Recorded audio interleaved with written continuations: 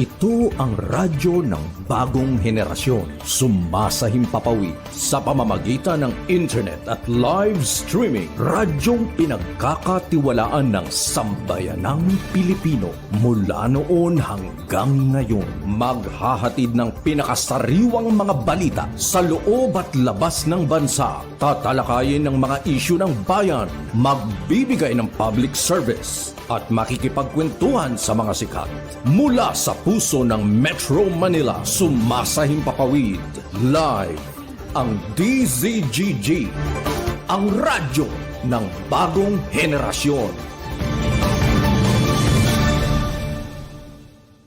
DZGG is a proud member of the Philippine Online Broadcasters Association.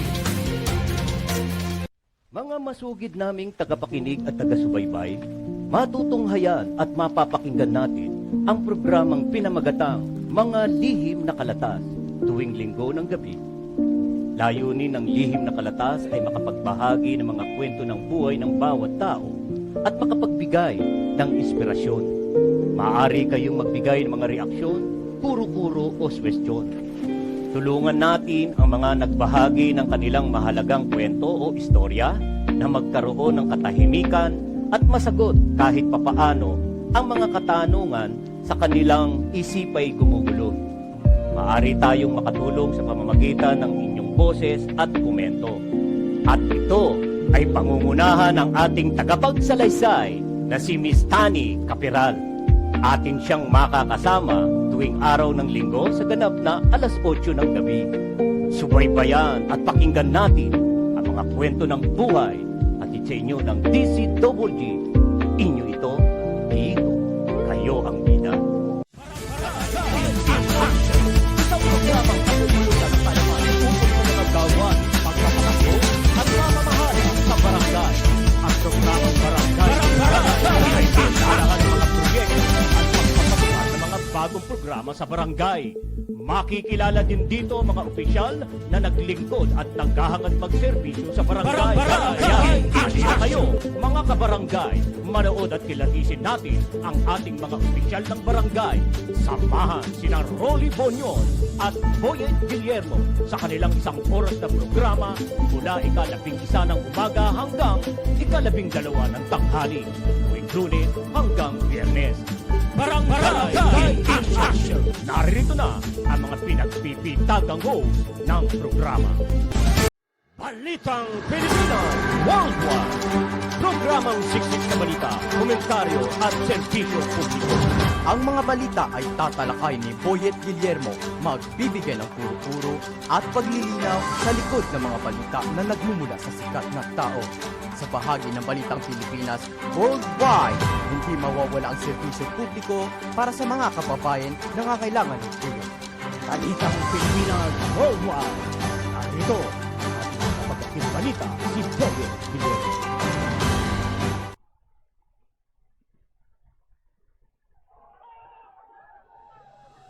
Yes! Hello! Hi! Magandang hapon po Luzon, Visayas at Mindanao!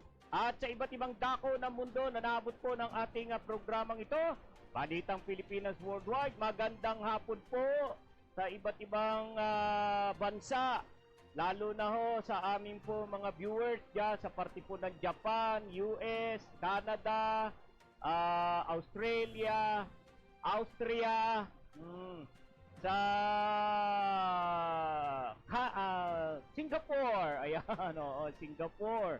Hindi ho natin makakalimutan yan, ano? Sa Singapore, sa Dubai, sa Dubai. At kanina lamang, meron ako ritong guest sa programa kanina, sa Barangay in Action.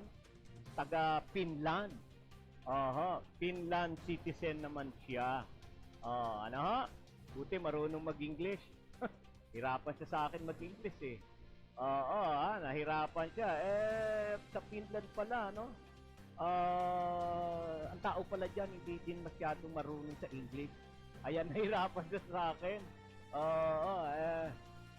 Malapit sila sa Russia, kaya yung kanilang lingwahe ron, yung kanilang, yung kanilang salita doon. Ayan. Kaya nadagdagan po ang ating mga viewers at dyan sa parte naman po ng Finland. Oo. Good afternoon to my siya ngayon aking pong aanakin ho sa kasal. Ayan, no. Pangalan niya Krister Nordström. Pero yung pagkakasulat ng kanyang pangalan kung susulat mo letter O yung sa hulihan ng kanyang yung pangalawa sa hulihan ng kanyang pangalan. Parang Nordstrom pero Nordström. Yan, ganun pala ang pag-pronounce. Nordström. Ayan, si Krister. Isang Finland citizen. Ngayon, siya ay nanonood. Oy, bakit ba biglang agad-agad ang dami na ho agad nakasilip sa ating programa. Pero oy, mag-ano ho kayo yan si Maribel. Mag-comment ho kayo at bumati po kayo para mabasa ho natin. Babasahin ko yung mga message ho ninyo. Para na-acknowledge naman habang kayo'y nanonood, ma-acknowledge ko naman kayo. Yan okay. So muli po, narito na naman po tayo sa isang oras nating balitaan at kayo po'y aking inaanyayahan na magsama-sama po tayo sa loob po ng isang oras ng ating programang ito. At sa ngayon, tingnan nyo nakita ho ninyo yung aming studio. Gayak na gayak na. Gayak na dahil ilang araw na lamang po yung binibilang natin. Sasapit na ang Pasko. Yan. Susubukan ho natin kung tayo makakapagpadinig ng mga Christmas song kung hindi tayo kung hindi tayo haharangin ng Facebook. Oo, kung minsan ganyan talaga Oo. Nangaharang ayaw ng Facebook na gagamit tayo, yun ay copyright daw. Pinagbabawal nila. Pero dito sa atin sa Pilipinas hindi. Gustong-gusto nga yun ng Gustong-gusto nga yun ng mga ng mga tawag nila doon, yung mga writer, yung mga songwriter at saka yung artist. Gusto nga nila na yung kanilang awitin ay pinatutugtog. Dahil promotion ho sa kanila yun. Pero sa Facebook, hindi ho yan pinapayagan. Kinakat ho nila yan, pinuputol at inaalisan ho nila ng audio. Inaalisan ho nila ng audio. Ayan, kamusta po? Medyo nakakaramdam po tayo ng ihip ng hangin at kuminsan-minsan may ulan, may ulan. Yan po ay dulot po ng bagyo. May bagyo po tayo. Pangalan si Jenny De Guillermo. Jenny lang wala akong apelyido ang bagyo. Si Jenny ang bagyo at si Jenny ay bagaman ito ay bahagyang humina, humina siya, yan, pero nananatili pa rin po yung signal number 2 sa bahagi po sa Batanes po ang signal number 2. Kaya mabuti ganyan. Pero 'di ba nararamdaman natin na mahangin Pero sarap naman pag ganyan lang. Pero yun, nakakalungkot sa parte ng Batanes ay signal number 2. Kawawa naman po sila doon. Si Typhoon Jenny ay Ayun nga po, no? Siya ay bahagyang humina at nananatili po yung pong signal number 2 diyan sa Batanes, aha, Cagayan, kasama po ang Babuyan Island, ang northern and eastern portion of Isabela. Oho, yan. Pakunakon, Sibilacan, Palanan, Santa Maria, San Pablo, Tamawini, Kabakan, Ilagan City, San Mariano, Santo Tomas, Binapique, Benito, Soliben, Miguilian, Gamu, Quirino, Delfin, Albano, sa Quezon, Malig, Apayao, ang northern portion of Abra, yan, Tinig, Lakub, Malibkong, ang northern portion ng Kalinga, Balbalan, Pinukpuk, Rizal, City of Tabuk, at Ilocos Norte. Ano po? Yan. Si Jenny po ay nasa 330 km east of Basco. Batanes. 340 km east of Isbayan, Batanes. At siya po ay mayroon pong maximum sustain na wind o hangin na 155 km per hour and gustiness of up to hanggang 190 km per hour. Po. So, tayo po ay aasa ng mga pag-ulan na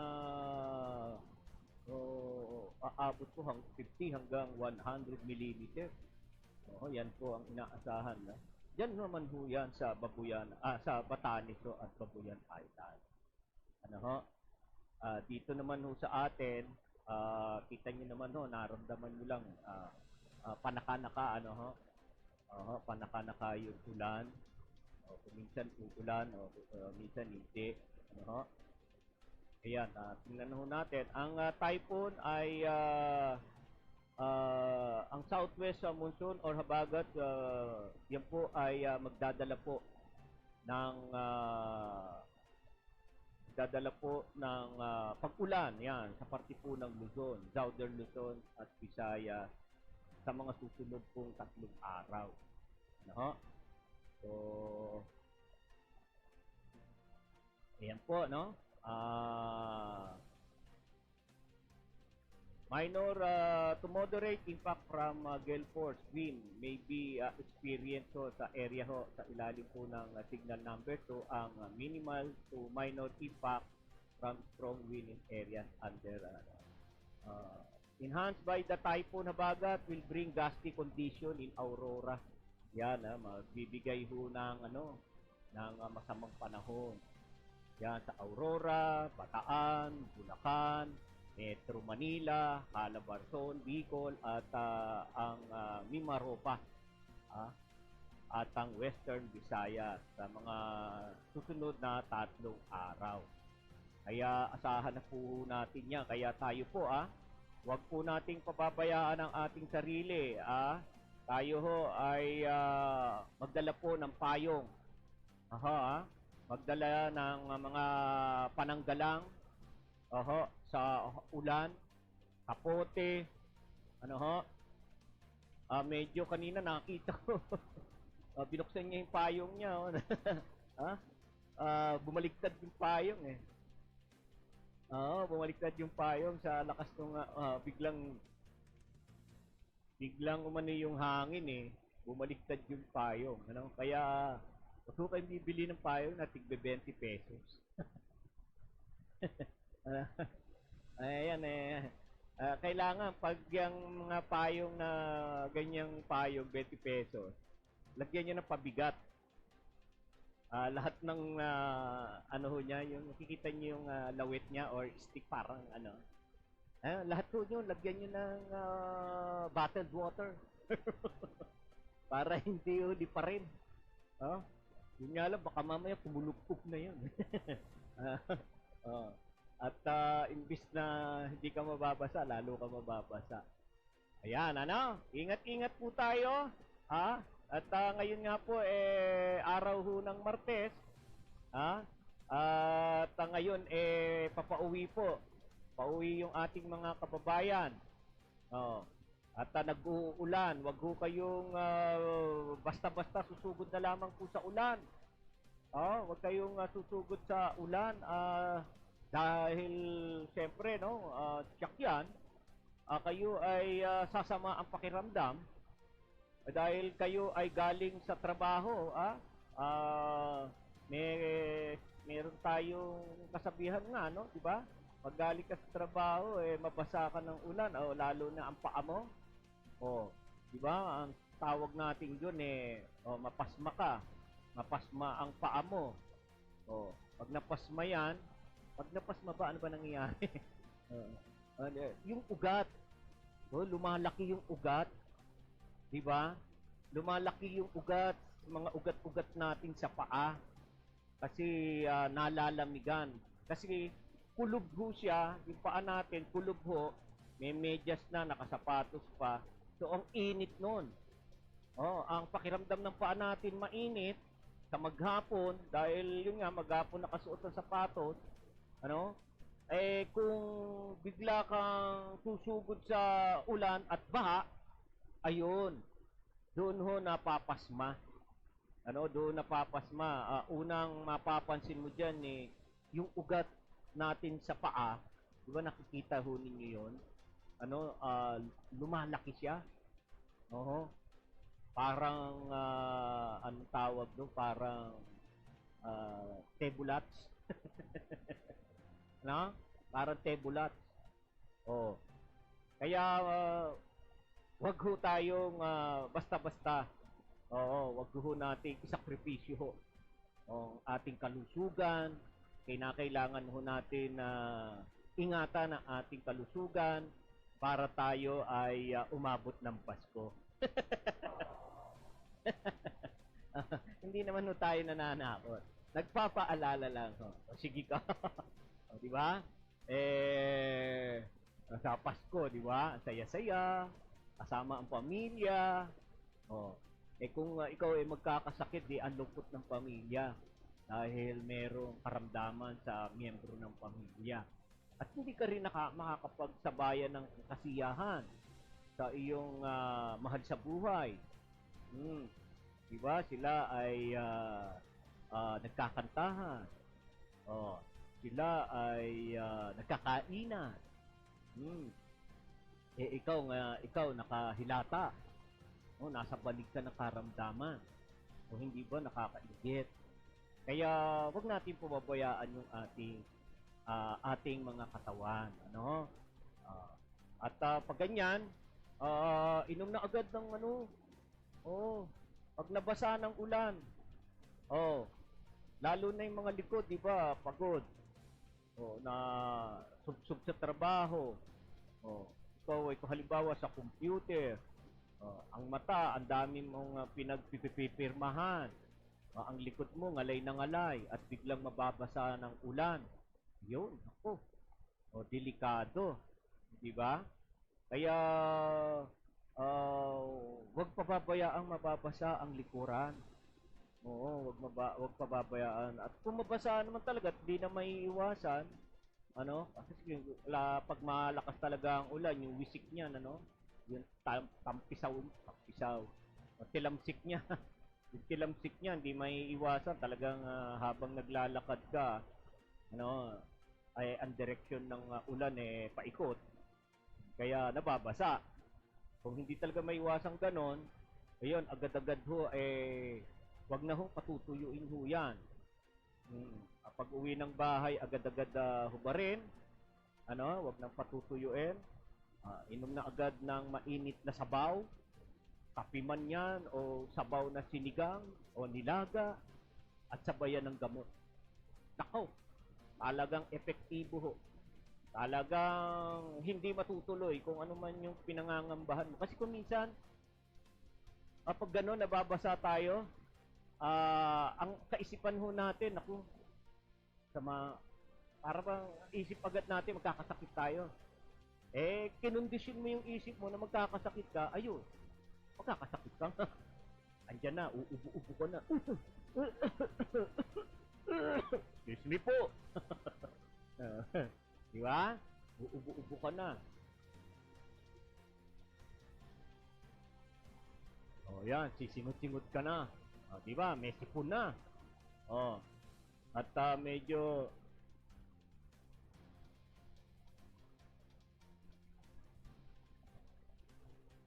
matamlay na. Ilalagnat na. O. Mauuwi na yun sa trangkaso.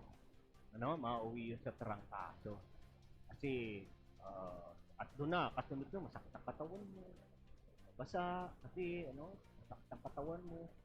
Kaya, diba,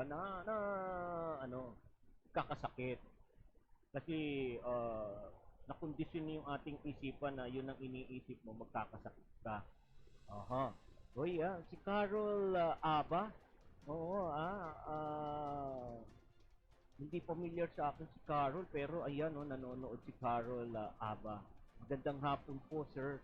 Magandang hapon, Carol, at salamat sa iyong panonood, ha. Saan ka man, saan ka man naroroon, saan ka man naroroon. Bakit ba ako pag may napapakanta? Oo. Ayan, si Carol Aba. Magandang hapon daw. At si Maribel, kilala ko to. Maribel Alano Picardal. Gandang hapon po. Ayan, sabi niya. Si Maribel sa Atimonan naman yan. Maribel, yan, sa Atimonan, Quezon.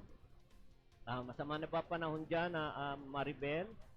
Sakop yata ng ang Quezon. Yan. Okay. Siyempre, hello my friend Carol Alba. Yaka, pala ni Lorna Ginoves Flores. Yan. Kaibigan pala ni Lorna Ginoves Flores from Dubai, si Lorna. At kaibigan niya si Carol Aba. Yan, salamat, Carol. Salamat. At nakapanood ka sana araw-araw. Manonood ka na. At araw-araw din mag-message ka.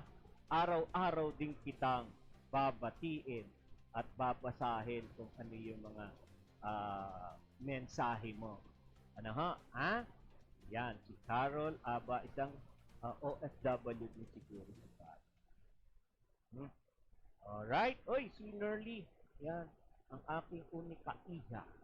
Nanonood. Wow. Thank you. Okay, yan ang panahon natin. Masama.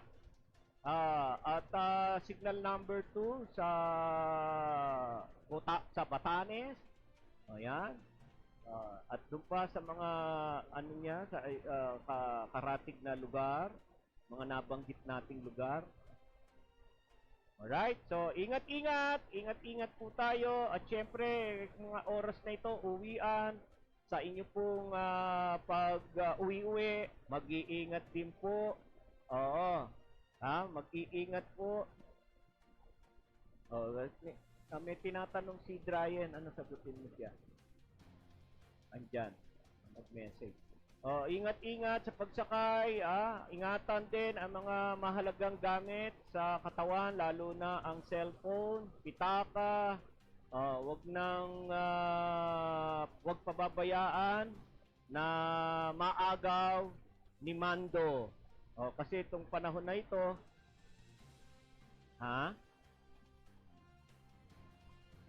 Oo, yun nga, sabihin mo, naka-ano na. Oo, ready. Wag kasi siguro na kayo ay nakasakay na ng jeep at kampante na, wag hong magiging kampante sa loob ng jeep.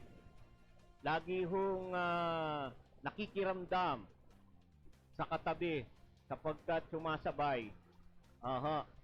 Hindi mo alam, kasama mo na dyan, katabi mo na si Mando, na kung saan may kasama pa.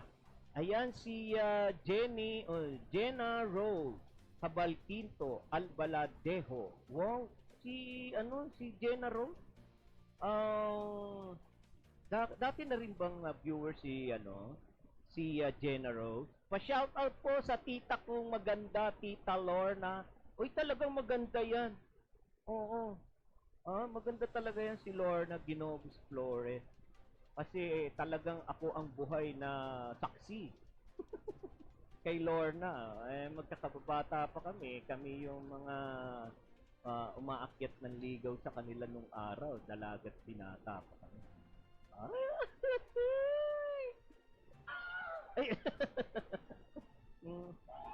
Oo. Ayan, naalala ko na naman nung panahon namin, hindi uso ang Jenna Rose, hindi uso ang harana.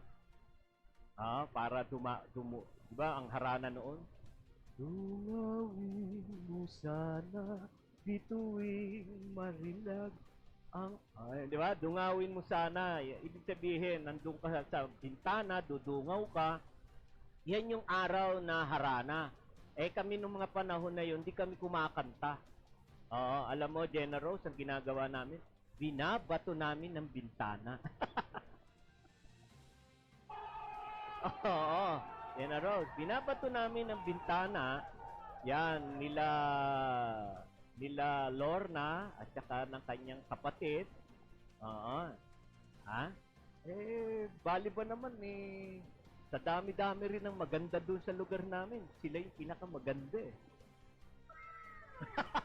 Kaya ang mga kalalakihan at mga kababata namin ay talaga naman. Pero kami lang ang nakakagawa.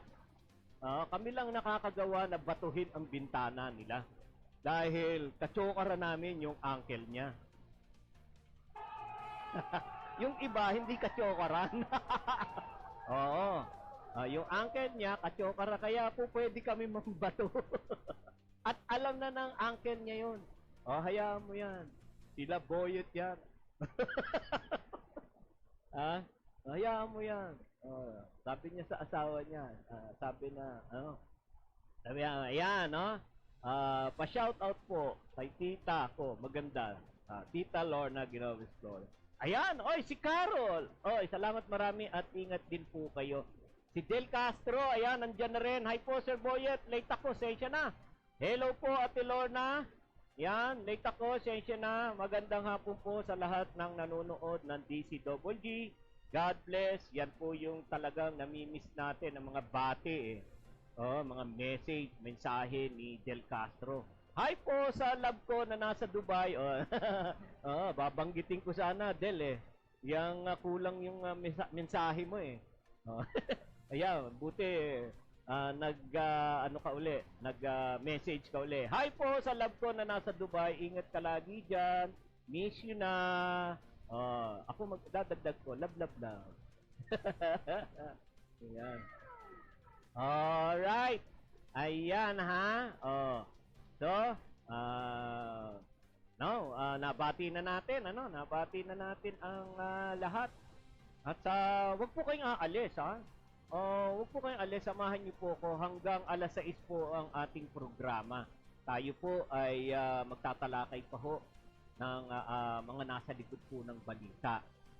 At siyempre, yung pangunahin po na aking serbisyo na ginagawa dito, ang ating pong pagbabalita. Okay, Diyan lang po kayo. Huwag po kayong aalis.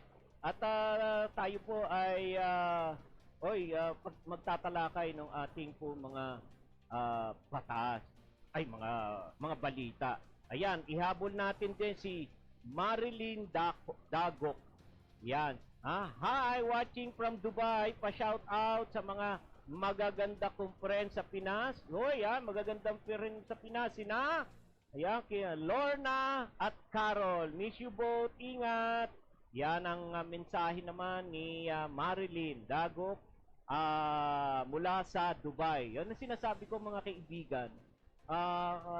Marami po tayong mga viewers sa iba't ibang dako ng mundo. Kaya nga sa introduction ng ating programa, sa introduction ng ating programa, binabati ko yung mga taga iba't ibang dako ng mundo, yan. Binabanggit ko yung mga lugar dahil ayan, marami tayong viewers. Oh, ha? Best regards sa mga friends ko sa Dubai. Yan, si Nida Castañeda, si Marie Dago, Nene Bunko. Tama ba ako doon? Oh. Ayan, yan yung message ni Carol Aba. Mga kapatid po natin yung mga OFW. Oho. Yan ho ay sila yung ating mga bagong bayani. Na kung saan ay malaking ambag ang nagagawa sa ating bansa sa pamamagitan ng kanilang pagpadala ng kanilang mga remittance. Padala ng dolyar. Kung di tayo papadala ng dolyar, walang magagamitin ng Pilipinas. Ibili pa. Ngayon, andyan yung ating mga OFW, ang dami ho nila. Lalo na itong mga panahon na ito. Naku, dagsa ang dolyar sa Pilipinas. Anong problema? Problema ba natin pambili ng pambayad sa krudo, sa gasolina? Hindi. Ayan, ang ating mga OFW itong panahon na ito, dahil papasok na ang Pasko, ang Christmas season, ayan, nagpapadala na yung mga yan para magamit ng kanilang pamilya. Alright. Thanks, friend Carol. Miss na love you. Best regards. Ayan, sabi ni Marilyn Dago. Alright. Watching from Binangonan, Rizal. Yan. Si Del Castro yan, ha? Si Del Castro. From Pampanga. Ingat kayo lagi dyan. Taga Pampanga. Good afternoon po sa inyong lahat dyan. Magandang hapon sa Kapampangan. Kapampangan ano?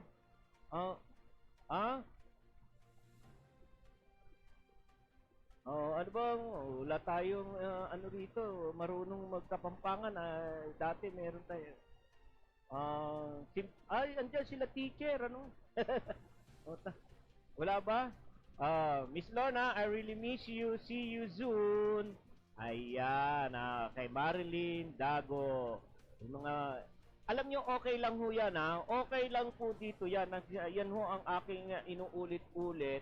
Yung inyo pong balitaan, yung inyo pong kamustahan, mensahe sa inyong pamilya, babasahin ko po yan. Okay lang po yan.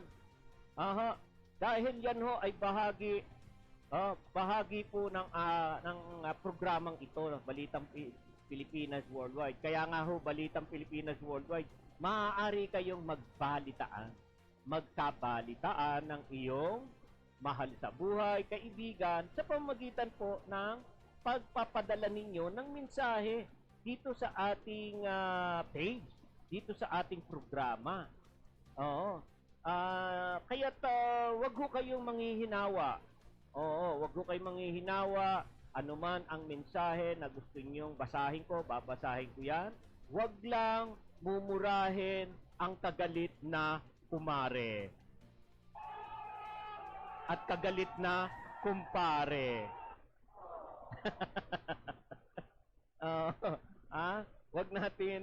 Wag tayong hindi ko babasahin 'yon. Hindi ko babasahin. Ayan. Oy, si Sarah May. Si Sarah May Laurenio. Ayan, nanonood. Sa Olonga po naman ito. Tingnan nyo, no? Dalayo ng mga viewers po natin, ano? Ang dalayo. Wala pa ho dyan ang mga taga-US, si Lita Pascual Tatad, ang taga-Singapore na si, si Maris. Wala pa. Si Janine Abued ng New York. Ako. Queens New York. Queens ba yun? Yun na nga, sa New York daw yun. Oh, ha? Alright. So, yan. At ako po, sige lang ho, ha? Ano lang po, mensahe lang ho. Sige, papasahin natin yan. Oo. At tayo po ay tatalakay po ng mga balita ho ngayon, ha? Uy, totoo ba itong balita na ito? Ha? Oh, nasa ano na nasa news report na ho sa TV, ano? Oh, kilala niyo ba si, ano? Si Hagedorn ng Palawan, di ba? O si Edward Hagedorn, o yung former mayor ng Palawan. Naku, makilang buhay na daw pala. Ayan, naiulat ko, naiulat ko. Ako ay condolence. Idol po natin yung si Edward Hagedorn. Mabait na tao po yun. Mabait na tao yan. Kung napanood ho ninyo yung pelikula niya, natural ho na ang isang lalaki habang nagbibinata, talagang hindi mawawala sa kanya yung pagiging, siyempre, pakikipagkaibigan, diba, pakikipagtropa. Wala naman siguro nagbinatan, hindi napatropa. Ano? Kahit yan siguro, ano lang sa bahay, eskwela, bahay, eskwela. Pero sa eskwela, mapapatropa rin ho yan. Kaya masasabi natin, walang binatilyo na hindi napatropa. Kahit siguro anong yaman at ano, diba? Kahit anong ingat ng mga magulang. Siya may kaibigan. Kasi mahirap mamuhay ang isang tao na wala siyang kilala sa paligid niya kundi yung kanyang pamilya. Ay naku, delikado ho yan. Kinakailangan meron siyang kaibigan. Oo. Siyempre, hindi naman natin inuudyo ka na makipagkaibigan na makipagkaibigan. Siyempre, kung ikaw ay makikipagkaibigan, pipiliin. Ano? Kailangan mong piliin yung kaibigan na hindi masamang impluensya sa iyo. Diba? Yung kaibigan talaga na makakatulong sa iyo na magbibigay ng mga payo. Hindi yung kaibigan na ikaw ay ibabaon pa. Papayuhan ka nga ng papayuhan pa ng mali. Diba? Katulad niyan, yung magkakaibigan na yan, na sila, si Marilyn Dagok, ni Carol, sila nila Lorna.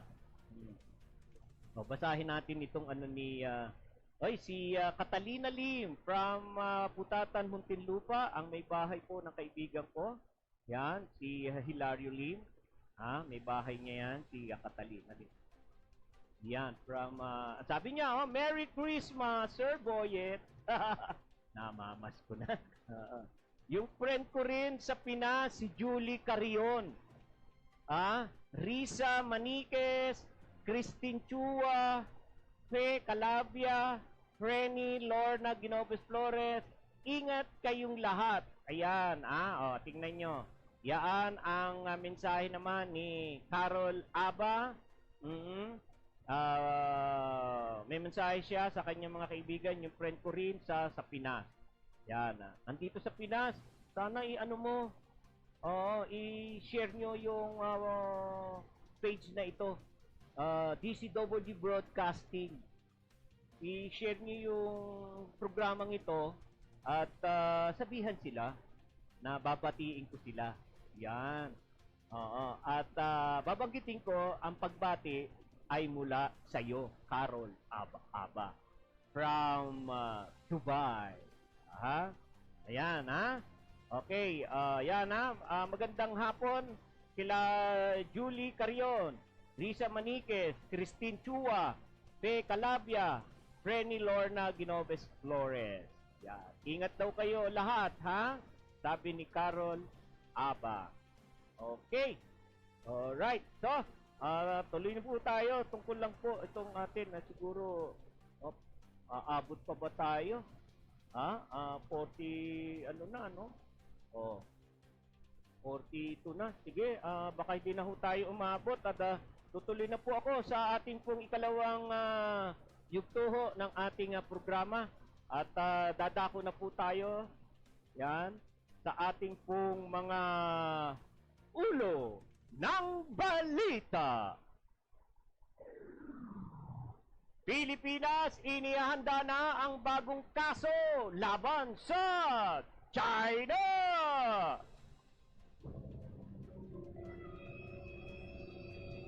Bill giving 1 milyong pisong cash gift to Pinoy centenarian. Ano yan? Hindi yan kasama. Yan sana yung tatalakayin ko. Batas siya, batas. Ano mo yan? Ano mo? Uy. Huwag mo na. Hindi na. Huwag mo na. Hindi yan. Oo. Lagpasan mo na siya. Yan yung sana yung tatalakay. Yan! Utang daw ng Pilipinas sumirit sa 14.35 trilyong piso nitong Agosto! Approval rating ni na Pangulong Marcos Jr. at Vice President Sara Duterte bumaba itong Setyembre batay sa survey ng Pulse Asia. Oh, bakit yehey? Oh. Mga sangkot sa ghost receipt at fake transaction, kinasuhan na ng BIR.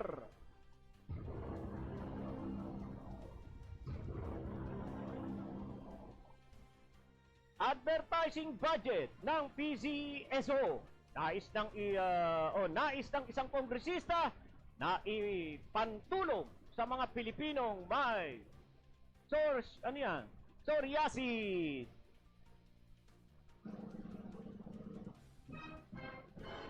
Comelec handang isailalim sa kontrol ang Socorro Surigao del Sur.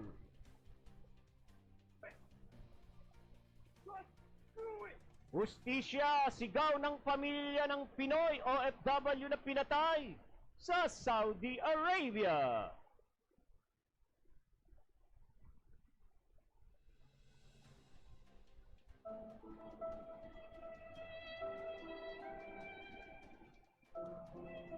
Ombudsman, pinakakasuhan si dating SRA Administrator Hermenegildo Serapica.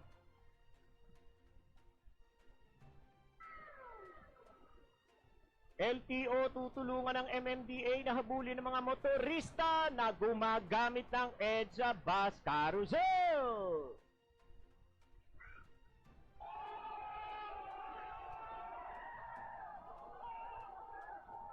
European Union nagkaisa na buo ang suporta pa rin sa Ukraine.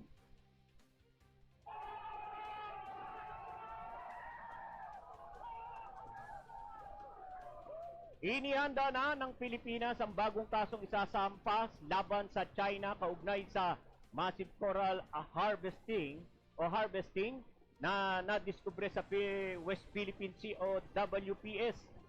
Ayon kay Justice Secretary Jesus Crispin Remulla, mayroon na silang close coordination sa Office of the Executive Secretary upang palakasin ang pagsasampa ng legal petition sa International Arbitrarial Tribunal.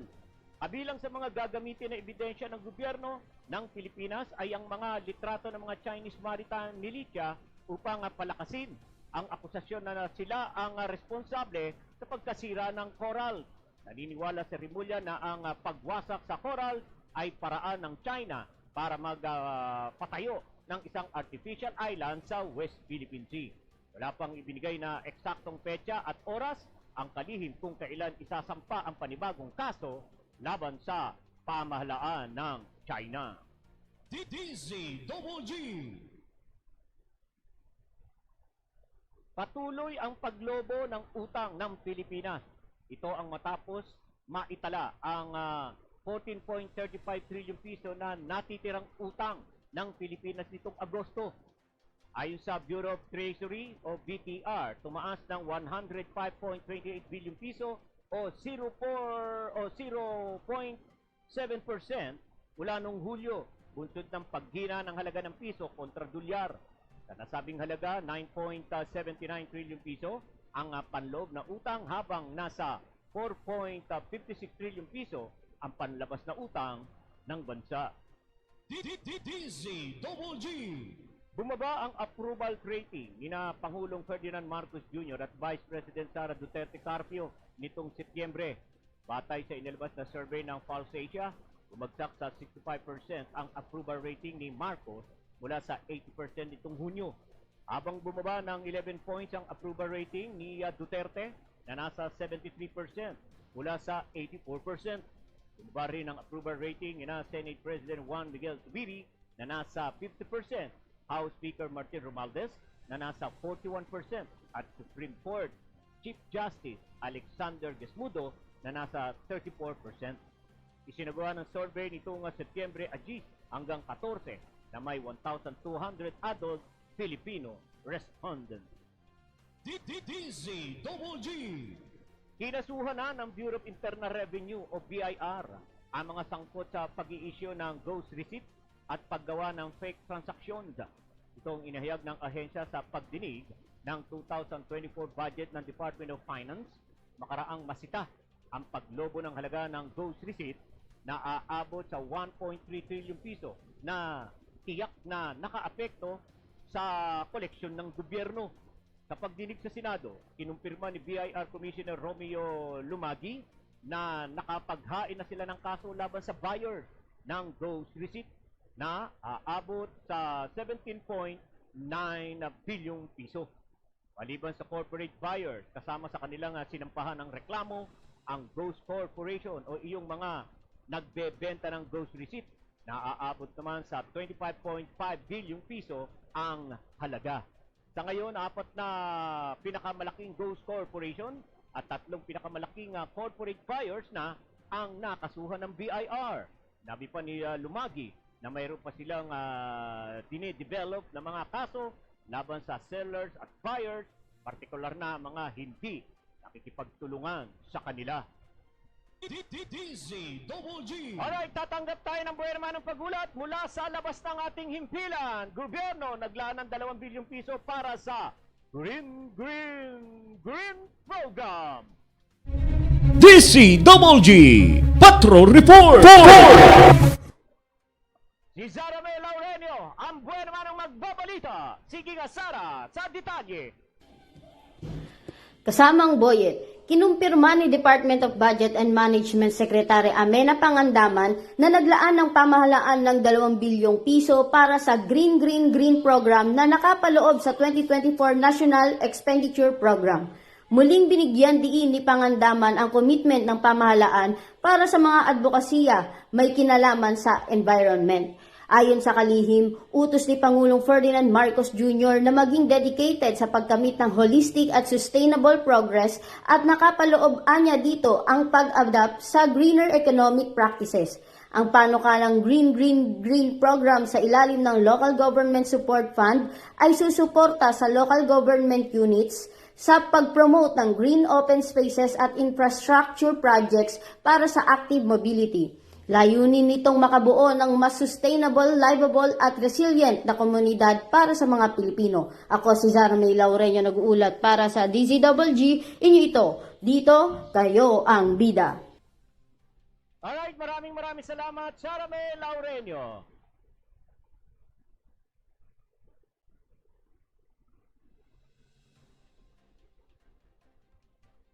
Iginiit ni Ana Kalusugan Party List Representative Ray Reyes sa Philippine Charity Sweepstake Office o PCSO na gamitin pantulong sa mga Pilipino na may sakit na psoriasis ang 340 million pisong advertising budget nito ngayong taon. Mungkahi ito ni Reyes sa PCSO makaraang lumabas sa survey ng psoriasis sa Philippines na nahihirapan sa gastusin sa pagpapagamot ang karamihan sa mga Pilipino na may cirrhosis. Tinukoy ni Reyes na nabase sa survey, 37.1% sa respondent ay walang trabaho habang 52.3% ay kumita ng mas mababa sa 20,000 piso kada buwan. Binanggit din ni Reyes na base sa datos ng Department of Health ay umaabot na sa 1.8 milyong mga Pilipino ang apektado sa cirrhosis na isang autoimmune condition kung saan inaatake ng immune system ang sariling katawan sa pamamagitan ng mamula-mulang skin patches. Kaugnay nito ay inihain din ni Reyes ang House Bill number 1106 o panukalang pagbuo ng National Integrated Program to Prevent and Cure Cirrhosis na siyang titiyak na mabibigyan ng tulong at kailangang gamutan ang mga dinapuan ng naturang sakit. DZGG. Nakahanda na ang Komisyon ng Election o COMELEC na isailalim sa kontrol ang Socorro Surigao del Norte. Sinabi ni COMELEC spokesperson Attorney John Rex Laudianco na ito ay para walang maging hadlang sa gagawing barangay at sangguniang kabataan na eleksyon o BSKE sa nasabing lugar. Pero nilinaw ni Laudianco na wala pang opisyal na deklarasyon ng COMELEC dahil patuloy pa silang lumilikom ng report mula sa PNP, AFP at PCG kaugnay sa mga aktibidad ng di umanay kulto sa lugar na pinamumunuan umano ng kanilang leader na si Senior Aguila o si J. Ren Hilario. Kahapon anya ay nagsimula na sila sa pagtatatag ng checkpoint sa lugar at ang pagpapaigting ng pagpapatupad ng gun ban at iba pang iligal na gawain kaugnay sa BSKE. Mayroon rin anyang mga kandidato sa Socorro na nakipag-usap sa kanilang COMELEC officers para humingi ng seguridad. DZGG. Sumisigaw ng hustisya ang pamilya ng Overseas Filipino Workers or OFW na natagpo ang patay sa Saudi Arabia. Ayon kay Riza Parungaw, kapatid ng pinyaslang na OFW na si Marjoret Garcia, nais nilang maisilalim sa autopsy ang labi ng kapatid at mauwi agad ito sa Pilipinas. Anya, ang sinabi lamang sa kanilang agency ng kanyang kapatid ay aksidente itong nasaktan at namatay o nasaksak at namatay. Samantala, kinumpirma ng Department of Migrant Workers o DMW ang pagkamatay ni Marjorie Garcia. Tiniyak naman ng DMW ang agarang repatriation sa labi ni Garcia. Tinututukan na rin ang Migrant Workers Office sa Al-Khobar, Saudi Arabia o MWO Al-Khobar at ng Overseas Workers Welfare Administration or OWA ang investigasyon ng mga otoridad sa pagkamatay ng OFW. DZGG. Alright, tatanggap tayo ng buena mano ng pagulat mula sa labas ng ating impilan. 351 piraso ng kontrabando na hindi tukoy kung kanino nahukay sa loob ng Bucor at isang PDL dagdag kaso sa droga. DZGG. Patrol Report. Si Dryan Zamora magbibigay ng balita. Sige ka, Sara, Dryan, sa detalye. Tinatayang nasa 351 pieces ng kontrabando ang nahukay sa loob ng Maximum Security Camp ng Bureau of Corrections, Muntinlupa City. Sa ulat na nakarating kina Captain Abuel Ciruela, Camp Commander at Captain Henry Avila, Commander of the Guards ng Maxi Camp. Dakong alas 6:40 ng umaga na magsagawa ng searching operation ang mga taga-Security Patrol Unit 1 and 2 na pinangunahan ni CS Juan Antonio Pagulayan sa NBP East Quadrant 4 at nahuli ang isang PDL dahil sa pagkakaroon ng isang pirasong hinihinalang shabu. Matapos ito ay sunod-sunod nang natagpuan ang mga nakabaon sa ilalim ng lupa tulad ng 29 pieces ng sachet ng pinaghihinalang shabu, isang paraphernalia, 269 pieces ng mga bala mula sa iba't ibang kalibre ng baril, 43 pieces ng iba't ibang uri ng patalim at iba pang deadly weapons at 9 na piraso ng yeast na ginagawang alak. Ginibadi ng mga kubol sa naturang lugar. Samantala, sinampahan na ng kasong paglabag sa Section 11 ng RE 9165 ang naturang PDL. Mula dito sa Muntinlupa City, Brian Zamora para sa DZWG, inyo ito, dito kayo ang bida. Alright, maraming Tinatayang nasa 300 Zamora. Pinakakasuhan na ng Ombudsman si dating Sugar Regulatory Administration or SRA Administrator Hermenegildo Serapica kaugnay sa naantalang procurement ng kagamitan. Nagugat ang reklamo laban kay Serapica ng isang Josefino Agosto dahil sa pagkaantala ng Notice of Award noong 2017 kaugnay sa procurement ng 25 unit ng reaper harrower. Base sa inalabas na 26 na pahinang resolusyon ni Ombudsman Samuel Martinez, hinatulang guilty si Serapica sa paglabag sa Government Procurement Reform Act, partikular sa Section 65. Guilty rin sa gross neglect of duty at grave misconduct at pinatawan ng dismissal mula sa serbisyo.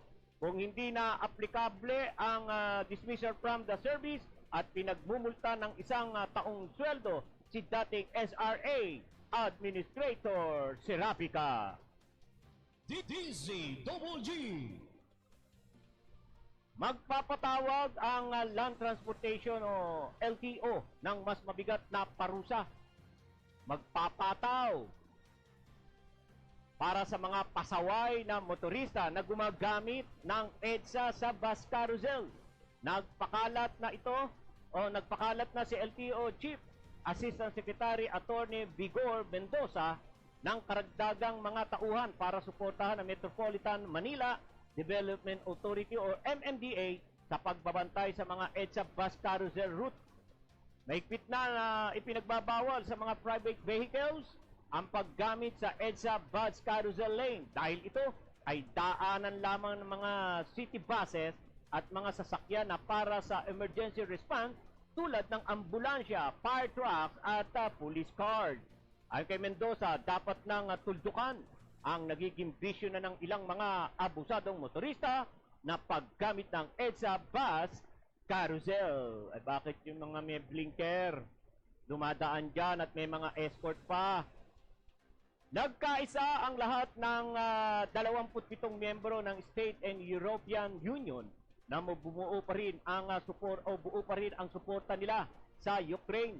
Ito ang naging resulta ng pagpupulong nila matapos ang pangamba ng Ukraine na wala na itong makuhang suporta nang hindi aprubahan ng US Congress ang military aid sa kanila. Nabi ni Foreign Policy Chief Joseph Borrell na kanilang tatalakayin ang mungkahi ni Ukrainian President Vladimir Zelensky na peace plan para tuluyang matapos na ang kaguluhan sa nasabing bansa. Magugunitang mula ng sumiklab ang paglusob ng Russia sa Ukraine ay nauna ang US sa nagbigay ng tulong militar sa Ukraine. DZWG. Alright, tatanggap tayo ng pagulat mula sa labas ng ating bansa. Joint naval exercise ng Pilipinas at US sa West Philippine Sea. Umarangkada na! DZWG. Patrol Report. Si Dans Guillermo magbabalita. Sige nga Dan sa detalye. Umarangkada na ang taunang bilateral Navy-to-Navy exercises sa pagitan ng Pilipinas at Estados Unidos na tinatawag na Exercise Sama-Sama 2023. Ang naturang pagsasanay ay kabibilangan ng mga onshore and at sea training and exercises na inaasahang mas magpapaigting pa sa interoperability at kooperasyon sa pagitan ng dalawang naval forces, partikular na sa mga larangan ng maritime security operations, maritime situational awareness, logistics, at command and control. Bukod pa sa Estados Unidos, ay makakasama rin ng Pilipinas ang iba pang mga hukbong pandagat mula sa mga kaalyadong bansa, kabilang na ang Japan, United Kingdom, Canada, France at Australia sa pagsasagawa ng subject matter expert exchanges at iba pang mga aktibidad na may kaugnayan sa humanitarian assistance and disaster response. Habang ang Royal New Zealand Navy at Indonesian Navy naman ay kapwa magsisilbing observers. Ang Exercise Sama-Sama 2023 ay nagsisilbing vital platforms para sa mga kalahok ng hukbong pandagat para sa pagpapabuti pa hindi lamang sa kani-kanilang humanitarian and disaster response capabilities, kundi maging sa regional cooperation at response at gayon din sa mutual challenges at non-traditional concerns na inaasahan namang magtatagal hanggang Oktubre 13, 2023. Ito si Dance Guillermo nag-uulat para sa DCWG. Inyo ito, dito kayo ang bida. Alright, maraming salamat, Dance Guillermo. Okay, mga minamahal kong viewers, diyan po nagwawakas ang ating po mga ulo ng balita na nakalap po ng Bulwagang Balitaan ng DCWG Broadcasting Studio ngayon pong October. Ayan, October 3? October 3 tayo, di ba? October 3, araw po ng Lunes, yan, 2023. Alright, bago po tayo magpaalam, ayan, syempre, babatiin uli natin at babanggitin, babasahin ang mga mensahe ng ating mga taga-subaybay. Ayan, si Lorna Ginoves Flores, sabi niya, sobra ka na yit, oh. But thanks, nasali mo pa, ha? Alam mo, Lorna, no? Tayo talaga ay ang sarap balik-balikan yung mga masasayang ala-ala, di ba? Pangit naman balikan yung mga nakakalungkot. Ano? Maiiyak tayo dito. Kaya inuulit-ulit natin. Kaya, di ba? Ang sarap ulit-ulitin, alalahanin, sariwain ang mga nakaraan. Di ba? Yan. Kaya, ikaw na ang bahalang pasensya sa akin. Nasisihan ako, kumbaga, pag naiisip natin yung mga nakaraan, di ba? Nakakabata. Oy, kasi nga, noong mga panahon na yun, bata pa tayo eh. Dalagat binata eh. Kaya nakakabata, di ba? Bumabalik yung pagkatao mo sa nakaraan, sa taon na yun. Kaya, di ba, ang sarap. Nakakagaan. Saka pakiramdam. Yan. Ikaw, isipin mo rin. Yes, magagandang na ala-ala, nakaraan. It's bye-bye time. Again, tomorrow again. Ingat tayong lahat. Yun, no? Nag-ano na rin si Lorna, nagpaalam na rin. Teka muna, ako muna, Lorna. Ayan maraming salamat sa inyong lahat. Ayan. Sa mga bagong sumilip, sana bukas din manood din kayo. Ayan, meron tayong programa ng alas 11 hanggang alas 12. Yan, nood din kayo uli kay Carol Alba, kay Aba, kay Marilyn Dago, kay Yan, ha? Sana regular na kayong manonood. At magano po kayo. Lagi rin ho kayong magmensahe, magbigay ng mensahe. Gawin yung tulay itong programang ito. Yan, ako ang tagabasa. Ako ang tagabasa ng inyong mga mensahe at ipararating natin yan sa inyong mga kaibigan at mahal sa buhay. Alright. Okay. So, ako po ay pasamantala magpapaalam na po, pero ang bago ang lahat, una, kayo po ay aking pinasasalamatan, mga minamahal kong viewers na lagi sumusuporta sa DCWG Broadcasting Studio. Maraming salamat sa inyo. At syempre, sa ating Panginoong Diyos, ako po ay nagpapasalamat sa Kanya sa pagtitiwala na ipinagkaloob po sa inyong lingkod para ako ay makapaglingkod sa sambayan ng Pilipino sa pamamagitan po ng paghahatid ng mga sariwang balita, impormasyon at serbisyo publiko. Lord, maraming salamat sa inyong pagkakataon at tiwala na pinagkaloob po sa akin. Sa ngalan po ng aming News Director, Jun Ariol, sa technical side, G. Laureño, at John Paul Distura. Ako naman po si Boyd Guillermo, pansamantalang nagpapaalam at nag-aanyaya po muli Bukas alas 11 hanggang alas 12, Barangay in Action. At sa alas 5 hanggang alas 6, ito pong Balitang Pilipinas Worldwide. Magkita-kita at magkapanooran pa rin. Maraming salamat po sa inyong lahat. Yan, magandang gabi. Diyos mabalos sa inyong gabos. Op! 83 days na lang po!